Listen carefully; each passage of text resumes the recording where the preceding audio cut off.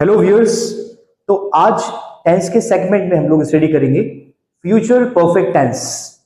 Future perfect tense वो tense है जिसमें हम आने वाले टाइम के बारे में बात करते हैं और ये बताते हैं कि सब्जेक्ट एक टाइम तक, एक समय तक अपना काम कर चुका होगा, ऐसा हो गया होगा, वो मार्केट चला गया होगा, बारिश बंद हो चुकी होगी, उन लोगों ने खाना खा लिया होगा। इस तरह की बातें हम फ्यूचर परफेक्ट में बताते हैं। यानी कि आप किसी को ये बताना चाह रहे हैं कि एक सर्टेन टाइम से पहले पहले ही ये काम हो चुका होगा in future. So that is called future perfect tense. तो सेंटेंस बनाने का रूल ये है कि आप यहां पर ग्रुप ए और बी दोनों का इस्तेमाल कर सकते हैं। तो एक ही रूल है।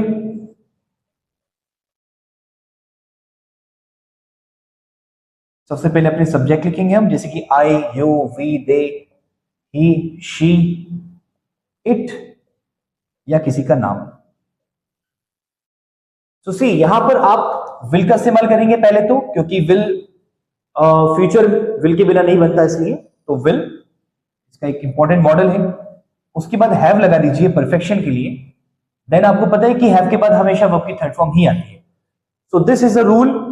इफ, यू, वी, दे सबके साथ, चाहे ग्रुप ए हो या बी हो, आपको विल हैव इस्तेमाल करना है और वर्ब की थर्ड फॉर्म यूज करनी है। ये बन गया सेंटेंस। जैसे कि हमें कहना है कि वो लोग 2027 तक अपनी ग्रेजुएशन पूरी कर चुके होंगे, यानी 2027 तक, 2027 के आने तक उनकी ग्रेजुएशन पूरी हो चुकी होगी। तो आप बनाएंगे they will have completed their graduation by 2027। तो इसमें ज्यादातर हमें बाय का इस्तेमाल करना होता है, यानी एक डेडलाइन बताने के लिए, एक टाइम पीरियड बताने के लिए हम ज्यादातर बाय का इस्तेमाल करते हैं। बिफोर का, व्हेन का इस्तेमाल भी किया जा सकता है।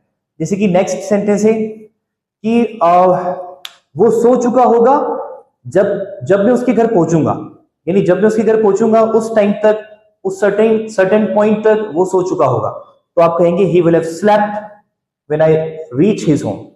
अब when I reach his home, इसमें आगे विल लगाने की जरूरत नहीं है, क्योंकि ऑलरेडी आप सामने वाले को बता चुके हैं कि आपकी बात फ्यूचर में है। ऑलरेडी आप फ्यूचर का रूल इस्तेमाल कर चुके हैं, तो दोबारा से विल लगाने की जरूरत नहीं होगी।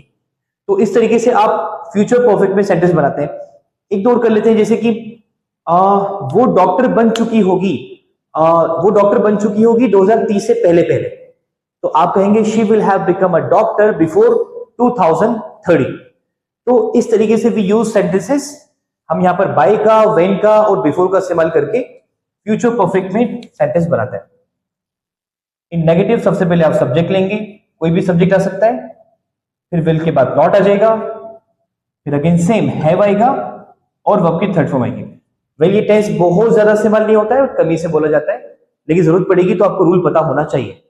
तो नेगेटिव ऐसे बनेंगे जैसे कि वो 2030 तक डॉक्टर नहीं बनी होगी, उसको मतलब और वक्त लगेगा। तो आप कहेंगे she will not have become a doctor by 2030। तो ऐसे आप इसको नेगेटिव बना सकते हैं। जैसे कि मैं रात में 12 बजे तक सोया नहीं होऊंगा, रात को 12 बजे तक नहीं सो चुका होऊंगा।